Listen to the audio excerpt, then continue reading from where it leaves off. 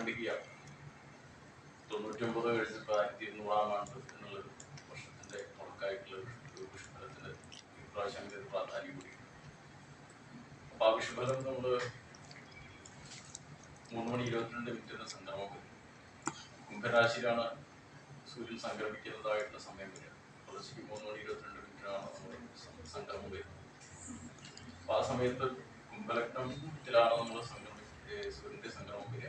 അപ്പൊ ആ രാശി അടിസ്ഥാനമായിട്ട് ഈ രോഗദുരിതങ്ങൾ കൂടി നമ്മൾ ഈ പ്രാവശ്യം നേരിടേണ്ടതായിട്ടൊരു വെല്ലുവിളിയുണ്ട്.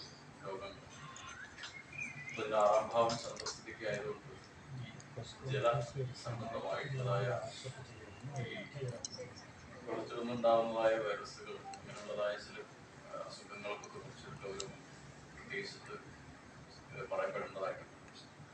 അത്തരത്തിലുള്ള ചില കാര്യങ്ങൾ നമ്മൾ മുൻകൂട്ടിയിട്ട് തന്നെ ശുചീകരണ പ്രവൃത്തികളൊക്കെ ആരോഗ്യ പ്രവർത്തകരൊക്കെ തന്നെ അതിൽ ഒന്നുകൂടി ഒരു ജാഗ്രത പുലർത്തിയിട്ട് അതിലൊന്ന് ശ്രദ്ധ കേന്ദ്രീകരിക്കേണ്ടതായിട്ടുണ്ട്. വിഷുക്കണി നമ്മൾ പറഞ്ഞ പ്രകാരം 4:30 കുംഭൻ രാശിയിൽ തന്നെയാണ് ഏറ്റവും നല്ലൊരു ശുഭസമയം. മറ്റ് സമ്മിശ്രങ്ങളായ ഫലങ്ങളുണ്ട്.